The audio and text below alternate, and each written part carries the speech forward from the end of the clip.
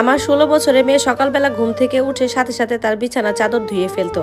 তারপর সে নিজে স্নান করতো আর তার কাপড় চোপড়গুলো লুকিয়ে রাখতো। আমার মেয়ে আর ছেলে দুজনে একসঙ্গে ঘুমাতো। তারা কিন্তু দুজনেই প্রাপ্তবয়স্ক ছিল, কিন্তু আমি ওদের দিকে সেরকম কখনো খেয়াল করতাম না। মেয়ে যেন দিন দিন দুর্বল হয়ে যাচ্ছিল, তাই আমার সন্দেহ হতে লাগলো। তাই হঠাৎ একদিন আমি না বলে আচমকাই ঘরে ঢুকলাম।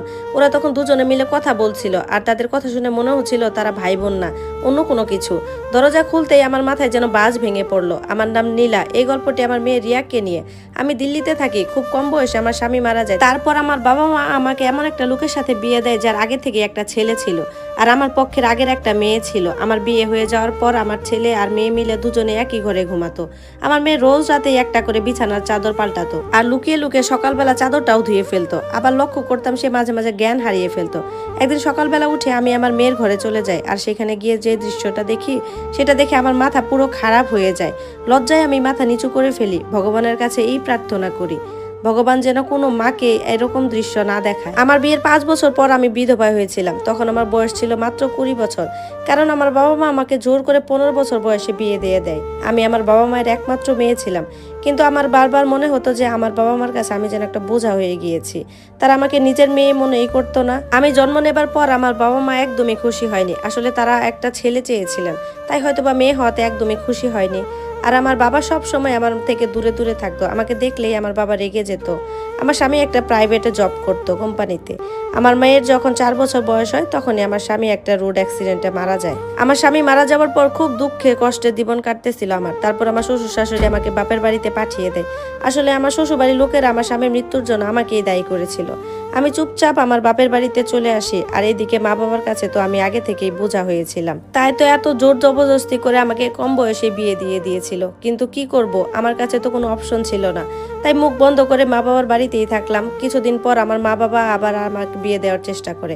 আমার বিয়েটাও হয়ে যায়। আমার দ্বিতীয় স্বামীর ঘরে একটা ছেলে ছিল, আর আমার আগের স্বামীর ঘরে একটা মেয়ে ছিল। দুজনের অবস্থা একই রকম ছিল। আমার স্বামীর আগের ছেলে আমার মেয়ের থেকে 3 বছরের বড় ছিল। ছেলেটার নাম ছিল রাহুল, আর আমার মেয়ের নাম ছিল রিয়া। আমরা 4 জন মিলে খুব সুখে সংসার করতে লাগি। দেখতে দেখতে অনেকগুলো বছরও কেটে যায়। এখন আমার মেয়ে অনেক বড় হয়ে গেছে। ওর বয়স প্রায় 16 বছর। ওদিকে রাহুলের বয়স হয়েছে 19 বছর। তারপরে আমার স্বামী মারা যায়। একদিন আমি ঘুমাচ্ছিলাম, হঠাৎ একটা শব্দ শুনে আমার ঘুমটা ভেঙে গেল। আমি বুঝতে পারলাম শব্দটা রাহুলের ঘর থেকেই এলো। আমি দৌড়ে যাই, গিয়ে সেখানে রাহুলের ঘরের ছাদের একটা অংশ ফাটল ধরেছে এটা দেখলাম। এটা দেখে আমি ভয় পেয়ে গেলাম, কিন্তু রাহুলকে ওখানে কোথাও দেখতে পেলাম না। আমি তখন হয়তো ভাবলাম যে ও হয়তো বা বাথরুমে গেছে। তারপর চিন্তা হলো যে আমার কাছে তো এখন সেরকম কোনো টাকা নেই, কি করে রাহুলের ঘরটা মেরামত করব। আমার মেয়ে তখন আমার সাথেই ঘুমাতো, কিন্তু রাহুলের ঘরে ওরকম কাণ্ড হয়ে যাওয়ার পর আমি ভয়ে আমার ঘরটা ছেড়ে দিলাম। আমার ঘরে আমার মেয়ে আর রাহুলকে একসঙ্গে ঘুমাতে বললাম, আর আমি রান্নাঘরে আমার বিছানা রেডি করলাম। তখন শীতকাল ছিল, তাই ছেলেটাকে কি করে রান্না করে শুতে দেই, তা আমি নিজেই রান্নাঘরে শুলাম, আর ওদের দুজনকে আমার ঘরে শুতে দিলাম। পরের দিন সকালবেলা রাহুল তাড়াতাড়ি ঘুম থেকে উঠে পড়লো, খাবার খেতে টেবিলেও চলে আসলো। আর আমার মেয়ে রিয়া তখনও ঘুমাচ্ছিল। আমি মনে মনে চিন্তা করলাম, রিয়া কেন এত বেলা অবধি ঘুমাচ্ছে। আমি তখন রিয়াকে ডাকি, কিন্তু রিয়ার কোনো সাড়া পাই না। তারপর আমি রিয়ার ঘরে যাই, গিয়ে দেখি ও অজ্ঞান হয়ে পড়ে আছে। এসব দেখে আমি খুব ভয় পেয়ে গেলাম। আমি রাহুলকে বললাম, তাড়াতাড়ি একটা ডাক্তার ডেকে আনো।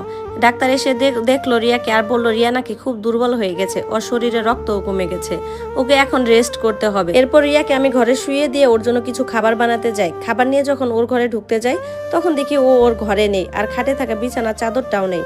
আমি ওর ঘরে বাইরে গিয়ে দেখি রিয়া বিছানা চাদরটা কাচতেছে। আমি তখন রিয়াকে বলেছি, কিরে তুই চাদরটা কাচ্ছিস কেন, ডাক্তার তোকে আরাম করতে বলছে না? তখন রিয়া বললে, মা চাদরটা খুব নোংরা হয়েছে, তাই আমি কেচে দিচ্ছিলাম। আমি তখন বললাম, চাদরটা তো অত নোংরা হয়নি যে আজকেই তোকে কাচতে হবে। হঠাৎ করে তুই এই চাদরটা কাচতে এলি কেন, সত্যি করে বলতো। আর তুই এখান থেকে ওঠ, আমি কেচে দিচ্ছি। কিন্তু রিয়া আমার কথা শুনে না, ও নিজেই সব কাজ করলো। তারপর চাদরটা রোদে শুকাতেও দিল। এরপর রাহুল কাজে চলে গেল। ও একটা ছোট্ট দোকানে কাজ পেয়েছে। সারাদিন খুব খাটাখাটনি করেছে রাহুল, তাই রাতের বেলা এসে তাড়াতাড়ি শুয়ে পড়লো। আর রিয়া তো অনেক আগে খেয়ে শুয়ে পড়েছিল। তারপর আমি রান্নাঘরে শুয়ে পড়লাম, কিন্তু জায়গা বদলের জন্য আমার ঠিকঠাক মতো কয়েকদিন থেকে ঘুমই হচ্ছিল না। পরের দিন সকালবেলা রিয়া আবার অজ্ঞান হয়ে পড়ে যায়, আর ওর চেহারা দেখে আমার খুব ভয় লাগতেছিল। মনে হচ্ছিল ওর শরীরের সমস্ত রক্ত মনে হয় একদমই শেষ হয়ে গেছে। আবার ডাক্তার সাহেব এলো। এবার ডাক্তার এসে বলল, ওকে কি খাওয়াচ্ছেন আপনারা? আমি ডাক্তার সাহেবকে বললাম, কেন, আমরা যা খাই ওগুলোই তো খাওয়াচ্ছি। ডাক্তারবাবু বললেন, তাহলে তো শরীরের এতটা খারাপ হওয়ার কথা নয়, আপনাকে এবার কিন্তু খুব ভালোভাবে ওর খেয়াল রাখতে হবে, না হলে কিন্তু খুব ক্ষতি হয়ে যাবে। ডাক্তারবাবু এই কথা বলে চলে গেলেন। তারপর আমি ওকে রুমে শুইয়ে দিয়ে রান্নাঘরে চলে গেলাম। রান্নাঘর থেকে যেই ওকে খাওয়ানোর জন্য ওর রুমে আসলাম, গিয়ে দেখি ও আবার আগের দিনের মতো চাদর কাচ্ছে। এবার আমি দূর থেকে ওকে দেখছিলাম, ও যেসব কাজ করতেছে সবকিছু দেখে আমার এবার সন্দেহ হতে লাগলো। রিয়া আগে এরকম তো করতো না। যেদিন থেকে ও রাহুলের সাথে ঘুমাচ্ছে তারপর থেকে ও যেন কিছু একটা আমার থেকে লুকাচ্ছে। রাহুল আর রিয়া দুজনের সৎ ভাই বোন, কিন্তু ছোট থেকে ওরা দুজন দুজনকে খুব ভালোবাসে। তাহলে দিন দিন রিয়া এত দুর্বল হয়ে যাচ্ছে কেন? এমনটা তখনই হয় যখন কেউ গর্ভবতী হয়, কিন্তু একটা কম বয়সী মেয়ের এরকম হওয়াটা খুব অস্বাভাবিক, তাই না? চাদরটা কাচার পর রিয়া যখন চাদরটা ছাদে মেলছিল তখন চারদিকে দেখতেছিল, যেন মনে হচ্ছিল কিছু লুকাচ্ছে। তারপর একদিন আমি রাহুল আর রিয়ার কথা লুকিয়ে লুকিয়ে শুনছিলাম। সেখানে রাহুল রিয়াকে বলতেছে, তুই তো তোর শরীরটা খারাপ করে বসে আছিস, এখন তোর আর এসব কাজ করা চলবে না। তখন রিয়া বলে, না, এই কাজটা আমি করতেই পারবো, আর এরকম সুযোগ তো বারবার আসে না। আমি বুঝতে পারিনি যে আমার সাথে এরকম একটা ঘটনা ঘটবে। তাছাড়া আমি এটাও ভাবিনি যে আমার শরীরের শক্তি এতটাই কম হয়ে যাবে যে আমি এতটুকু সহ্য করতে পারবো না। তখন রাহুল বলে যে, আমি তোর জীবনে এরকম খেলা করতে পারবো না, তাই আমাদের উচিত এটা বন্ধ করা। আমি রাহুল আর রিয়ার কথা শুনে কিছুই বুঝতে পারিনি, ওরা এসব কি বলতেছে, এসব কি কথা হচ্ছে। পরদিন সকালবেলা আমি একটা জিনিস দেখি, যেটা দেখে আমার মাথা পুরো খারাপ হয়ে যায়। পরদিন সকালবেলা দেখি রিয়া আবার চাদরটা কেচে শুকাতে দিতে গেছে, আর পাশ থেকে বমি করতেছে। আমি দৌড়ে গিয়ে তখন রিয়াকে জিজ্ঞাসা করি, তোর কি হয়েছে? তুই কি ভালোভাবে খাওয়া দাওয়া করিস নি? আর তুই রোজ এরকম বিছানা চাদরই বা কেন ধুইতে আসিস? তুই কি কোনো খারাপ কাজ করেছিস যার জন্য আমি লজ্জিত হই? সত্যি করে বল আমাকে। এরকমটা যদি হয় তাহলে আমি তোকে কখনোই ক্ষমা করব না। মা, তুমি এসব কি বলছো? মা, আমি এমন কোনো কাজ করব কেন যে তাতে তোমার সম্মান নষ্ট হয়? আর যত চাদরটা নোংরা হয় এজন্য আমি রোজ চাদরটা কেচে দিই। আর তুমি তো জানো আমি প্রতিদিন ওষুধ খাই, সেজন্য হয়তো বা বমি হয়ে গেছে। তখন আমি রাগ হয়ে রিয়াকে একটা চর মারি। তখন রাহুল ওখানে আসে। রাহুল এসে আমাকে বলে যে, তুমি এটা কি করছো?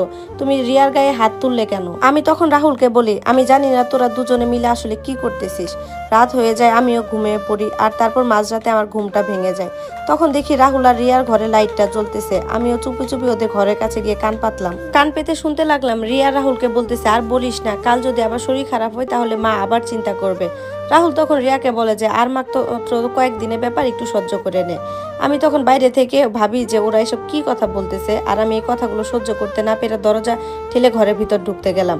তখন গিয়ে দেখি ঘরের ভেতর থেকে দরজাটা বন্ধ করা আছে। মনে মনে ভাবতে লাগলাম, ঘরের দরজাটা কেন বন্ধ করে শুয়েছে ওরা? এখন তো গরমকাল, এখন তো ওদের দরজা খুলে শুয়ে পড়ার উচিত। আমি তখন দরজায় অনেক ধাক্কা দিলাম, কিন্তু ওরা দরজা খুলে না। 1 ঘন্টা পর ওরা দরজা খুলে। দরজা খোলার পর আমি জিজ্ঞাসা করলাম, তোরা ভেতরে কি করেছিলি? আমি কিন্তু এতক্ষণ ধরে রাখতেছিলাম, তোরা দরজাটাই খুলতেছিলি না। রাহুল আর রিয়া তখন বললো, মা আমরা তো ঘুমাচ্ছিলাম। আমি বললাম, মিথ্যা কথা বলিস না, তোরা তো জেগেই ছিলি।